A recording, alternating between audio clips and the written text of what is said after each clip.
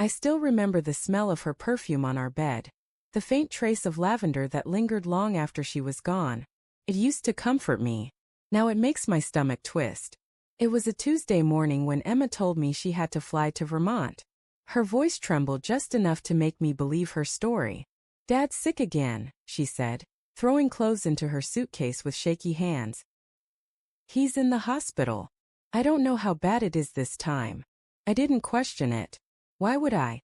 This was my wife, my partner of 9 years. The woman who held me through my mother's funeral, who stayed up with me when I lost my job, who promised me that nothing would ever break us. So I kissed her forehead, told her to drive safe, and offered to come along. She said no. "Don't worry about it," she insisted. "It's just for a few days. I'll call when I get there." That was the first lie. At first, I didn't notice anything strange. Emma texted me that evening. "Landed safe. Heading to the hospital. Love you." Then again the next morning. "Dad's doing a bit better today. I'll keep you updated." Everything seemed normal, until I called her father myself. "Hey Tom," I said over the phone, smiling out of habit. "Just wanted to check in. How are you feeling?" There was a pause. A confused pause. "I'm fine, son," he replied. "Why do you ask?" I froze. "Emma said you were sick. That you were in the hospital." Tom chuckled, though it wasn't a laugh. It was the kind of bewildered sound someone makes when they're trying to figure out what's going on. "Hospital? No. I haven't been to the hospital in months." The phone slipped in my hand. My pulse began to race. "Wait, are you sure she didn't come visit?" He hesitated now. "I haven't seen Emma in weeks." The world tilted beneath me. That night I didn't sleep. I replayed every detail from the past week. Her sudden distance, her phone always on silent, the nervous glance she gave me when she packed. I told myself there had to be another explanation. Maybe she didn't want to worry me. Maybe she was helping someone else. Maybe. No. Something inside me snapped. The next morning I did something I never thought I'd do. I called a private investigator. His name was Jeff. Gray beard, worn leather jacket, the kind of man who'd seen too many broken hearts. "Tell me everything," he said. So I did. Every text, every call, every gut feeling. He scribbled notes, then looked up. "You said she claimed she was in Vermont?" "Yes." He nodded. "I'll find out where she really is." I felt sick even hearing those words. But a part of me already knew, I just needed proof. 3 days later, Jeff called me back. "I've got something," he said. I met him in a coffee shop downtown. He slid an envelope across the table, thick, heavy, like it contained the weight of the truth itself. Inside were photos. Emma standing under palm trees, laughing. A man beside her. They were holding hands. My throat tightened as I stared at the resort sign behind them. Sand Cove Lovers Retreat, Puerto Rico. Puerto Rico. Not Vermont. Not even the same time zone. I couldn't breathe. I wanted to deny it, to believe it was some kind of mistake, but her face, that smile I'd kissed 1,000 times, said it all. She wasn't tending to a sick father. She was basking in paradise with someone else. When she called that night, pretending everything was fine, I decided to play along. "Hey honey," I said, forcing my voice to stay steady. "How's your dad?" "Oh, he's better," she said softly. "Might be discharged soon." "That's good," I said. "What's the weather like there?" "Cold," she replied instantly. "Cold." I looked again at the photo of her in a sundress, sunlight glowing on her skin. My heart splintered.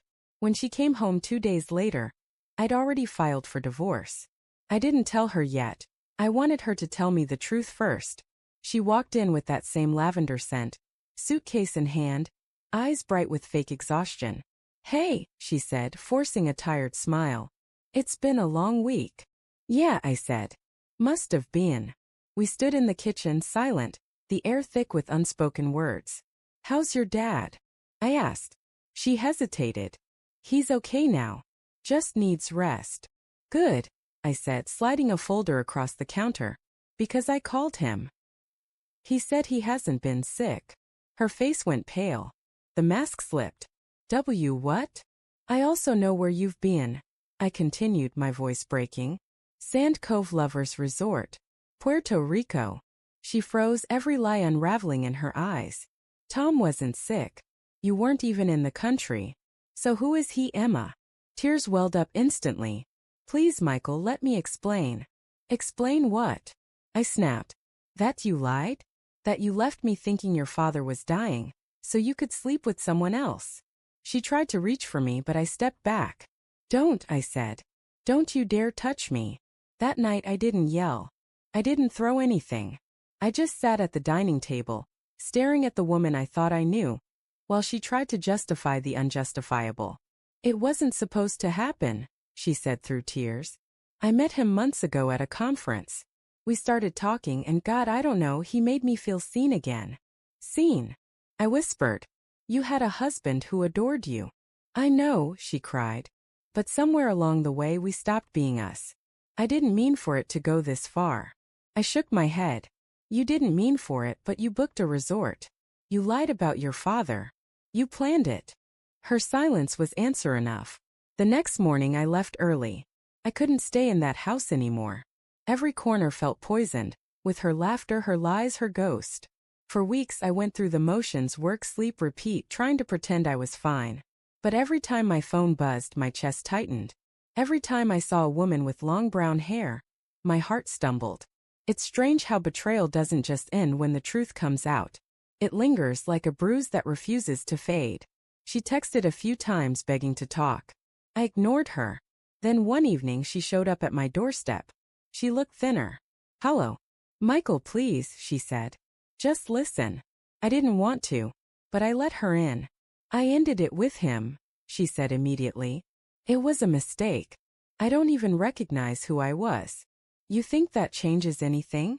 I asked quietly. No, she whispered. But I need you to know that I never stopped loving you. I laughed bitterly. You loved me while you were in bed with someone else? Her eyes filled again. You have every right to hate me. I hate myself. But please, Michael, don't let this be the last chapter of us. I stared at her for a long moment. I wanted to believe her. God, I did. But trust, once shattered, doesn't just piece itself back together. You already ended us, I said finally. The day you packed that suitcase. She broke down right there. On the same floor where we once danced on our anniversary night. I didn't comfort her. Not this time. The divorce went through 2 months later. She didn't contest anything. I kept the house, though sometimes I wish I hadn't. Every room carries an echo of her. Sometimes I catch myself remembering the good years. The morning coffee runs, the quiet evenings, the laughter. Then I remember the photos. The lies. The way she sat cold while standing under a tropical sun. That's when I remind myself. Love can't survive where honesty dies. It's been a year now. People say time heals everything. Maybe they're right, but time doesn't erase. It just teaches you to live with the scars. I still think about Emma sometimes. Not with anger anymore. Just with a kind of distant ache, like remembering a song you used to love but can't listen to anymore. Last month I got a letter from her. No return address, just her handwriting. Inside was a single line. I hope one day you'll forgive me. Not so we can be together, but so you can be free. I read it once, then set it on fire in the sink. As the paper curled into ash, I felt something uncoil inside me. A release I hadn't realized I'd been waiting for. I still don't know who the man was. I don't want to. Maybe he was a symptom, not the cause. A mirror showing her what she'd already lost inside. But me? I've learned that love isn't blind. It just chooses to close its eyes sometimes. And when it opens them again, the light burns, but it also heals. A few weeks ago I took a trip. Not to escape, but to start over. Funny enough, I ended up in Puerto Rico, the same island where my marriage ended. I didn't go to Sand Cove, though. I went to a quiet beach nearby, where the waves whispered instead of roared. I sat there for hours watching the sunset bleed into the sea. And for the first time in a long while, I didn't feel bitterness. I felt peace. Because sometimes the hardest goodbyes are the ones that save you. And as the tide washed over my feet, I realized something. Emma may have left me with pain, but she also left me with clarity. That love isn't about never falling. It's about knowing when to stand up and walk away. And that's exactly what I did. I walked away, finally free.